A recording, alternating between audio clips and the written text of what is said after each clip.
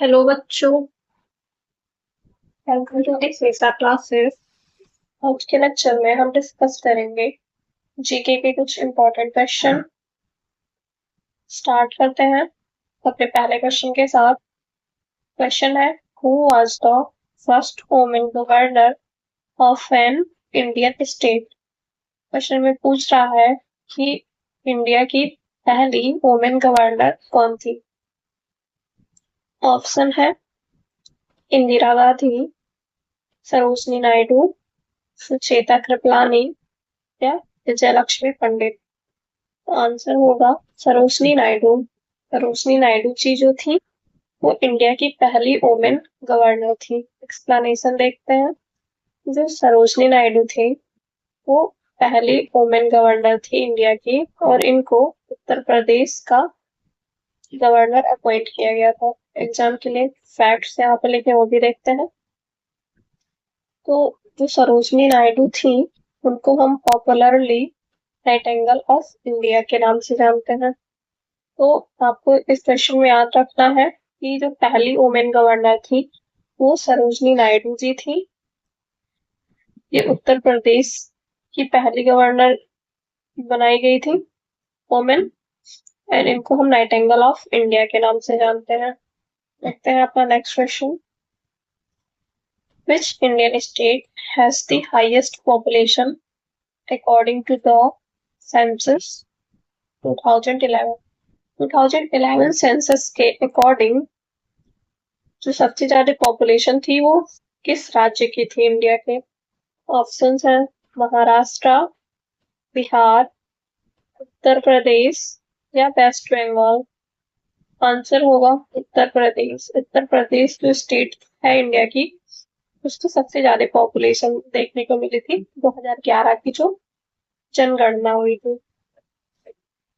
Explanation देखते हैं। तो उत्तर प्रदेश जो है वो इंडिया का मोस्ट पॉपुलस स्टेट है जिसकी पॉपुलेशन लगभग एक 199 मिलियन थी 2011 के सेंसस के अकॉर्डिंग। एग्जाम के लिए फैक्ट्स देखते हैं। तो राजस्थान जो है वो लार्जेस्ट स्टेट है एरिया वाइज, जबकि जो उत्तर प्रदेश है वो पॉपुलेशन के बेसिस पे लार्जेस्ट है। आपको इसमें याद रखना है कि जो 2011 की जनगणना हुई थी उसमें उत्तर प्रदेश जो राज्य था उसमें सबसे ज्यादा जनसंख्या थी। लगभग 199 मिलियन जनसंख्या देखने को मिली थी, जबकि जो राजस्थान है वो लार्जेस्ट एरिया है, वो लार्जेस्ट स्टेट है एरिया वाइज। नेक्स्ट क्वेश्चन देखते हैं। Who wrote the book discovery of India. जो डिस्कवरी ऑफ इंडिया बुक थी वो किसने लिखी थी। ऑप्शंस है महात्मा गांधी, डॉक्टर BR अम्बेडकर, जवाहरलाल नेहरू या सुभाष चंद्र बोस। तो इसका सही आंसर होगा जवाहरलाल नेहरू। जवाहरलाल नेहरू जी ने डिस्कवरी ऑफ इंडिया बुक लिखी थी। किसने लिखी थी। जवाहरलाल नेहरू जी ने।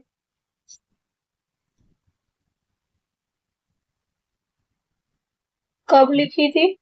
तो इन्हें जब जेल में डाला गया था अहमदनगर फोर्ट में 1942 से 1946 में, वहीं पे इन्होंने जेल में डिस्कवरी ऑफ इंडिया पुस्तक लिखी थी। एग्जाम के फैक्ट यहाँ पे। तो ये यहाँ पे लिखा हुआ है कि ये one of the most important GK question है हिस्ट्री का, जो कि एग्जाम में पूछा जाता है कि डिस्कवरी ऑफ इंडिया बुक किसने लिखी थी। तो जवाहरलाल नेहरू जी ने लिखी थी। नेक्स्ट क्वेश्चन देखते हैं। Question 4, Which is the largest plateau in India? India की लार्जेस्ट प्लेटू कौन सी है। ऑप्शंस हैं छोटा नागपुर प्लेटू, मालवा प्लेटू, दक्कन प्लेटू या मेघालय प्लेटू। तो इसका सही आंसर है दक्कन प्लेटू। इंडिया की जो लार्जेस्ट प्लेटू है वो दक्कन प्लेटू है। एक्सप्लेनेशन देखते हैं। तो जो दक्कन प्लेटू है उसका जो मेजर पार्ट है वो साउदर्न इंडिया में देखने को मिलता है, और जो दक्कन प्लेटू है वो one of the oldest landmarks है वर्ल्ड में, अगर हम देखें तो। एग्जाम के लिए फैक्ट जो याद रखना है आपको कि जो दक्कन प्लेटो है वो वेस्टर्न घाट एंड ईस्टर्न घाट से बाउंडेड है। अपना नेक्स्ट क्वेश्चन देखते हैं, question 5। Which metal is liquid at room temperature? ऐसा कौन सा मेटल है जो कि लिक्विड होता है रूम टेम्परेचर पे? ऑप्शन है Iran, silver, sorry iron, silver, aluminium या मरकरी। इसका सही आंसर है मरकरी। मरकरी जो है वो लिक्विड होती है रूम टेम्परेचर पे। एक्सप्लेनेशन देखते हैं, तो मरकरी जो है ओनली कॉमन मेटल है जो कि लिक्विड होती है नॉर्मल रूम टेम्परेचर पे। एग्जाम के फैक्ट्स क्या है, तो जो गैलियम है वो भी मेल्ट होती है नियर रूम टेम्परेचर पे ही, अबाउट 29.8 डिग्री सेल्सियस पे। हमारा नेक्स्ट क्वेश्चन है question 6। Which is the national currency of Bangladesh? Question में पूछ रहा है जो बांग्लादेश है उसकी नेशनल करेंसी क्या है? ऑप्शन है रुपी, डॉलर, टाका या रियाल। तो इसका सही आंसर होगा टाका। जो बांग्लादेश है उसकी ऑफिशियल करेंसी जो है वो बांग्लादेशी टाका है। एग्जाम का फैक्ट देखते हैं, तो जो बांग्लादेश है वो लॉन्गेस्ट लैंड बॉर्डर शेयर करती है इंडिया के साथ। नेक्स्ट क्वेश्चन देखते हैं अपना, क्वेश्चन 7 है the Dandi March was started in which year? Question में पूछ रहा है कि जो दांडी मार्च था वो किस ईयर में स्टार्ट हुआ था? ऑप्शन है 1919, 1922, 1930 या 1942। तो जो दांडी मार्च थी वो 1930 में स्टार्ट हुई थी। एक्सप्लेनेशन देखते हैं, जो महात्मा गांधी थे उन्होंने दांडी मार्च स्टार्ट किया था 12 मार्च 1930 में। तो जो ये दांडी मार्च था वो सिविल डिसोबीडियंस जो मूवमेंट था उसी का एक पार्ट था। तो ये मूवमेंट इन्होंने क्यों किया था? वो जो ब्रिटिशर थे उन्होंने साल्ट पे टैक्स लगाया था, इसी के लिए ये मार्च इन्होंने किया था, दांडी मार्च। एग्जाम का फैक्ट देखते हैं, तो जो ये मार्च था उसमें इन्होंने 390 किलोमीटर कवर किया था एरिया। कहाँ से कहाँ तक? तो साबरमती आश्रम से दांडी तक 390 किलोमीटर। नेक्स्ट क्वेश्चन देखते हैं, question 8। Which organ purifies blood in the human body? कौन सा ऑर्गन है ह्यूमन बॉडी में जो कि ब्लड को प्योरीफाई करता है? ऑप्शन है हार्ट, लीवर, किडनी या लंग। तो इसका सही आंसर होगा किडनी। किडनी जो है ह्यूमन बॉडी के अंदर ब्लड को प्योरीफाई करता है। एक्सप्लेनेशन देखते हैं, जो किडनी है वो फिल्टर करती है वेस्ट प्रोडक्ट को, और जो एक्सेस वाटर होता है यूरिन से ब्लड में उसको भी प्योरीफाई करने का काम करता है। एग्जाम का फैक्ट देखते हैं, तो जो एक हेल्दी ह्यूमन बॉडी होती है उसमें नॉर्मली 2 किडनी पाई जाती है। नेक्स्ट क्वेश्चन देखते हैं, question 9। Which is the largest continent in the world?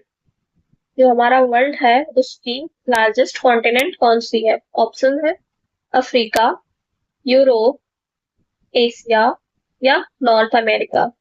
तो सही आंसर होगा एशिया। एशिया जो है वो लार्जेस्ट कॉन्टिनेंट है वर्ल्ड।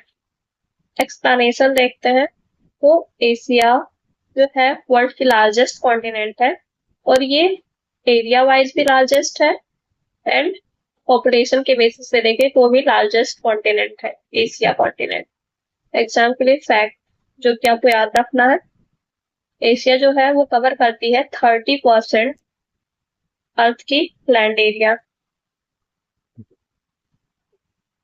नेक्स्ट क्वेश्चन है question 10। Which Indian city is known as Silicon Valley of India. ऐसी कौन सी सिटी है जिसको हम सिलिकॉन वैली ऑफ इंडिया के नाम से जानते हैं? ऑप्शन है हैदराबाद, पुणे, बेंगलुरु या चेन्नई। तो जो बेंगलुरु है उसको हम सिलिकॉन वैली ऑफ इंडिया के नाम से जानते हैं।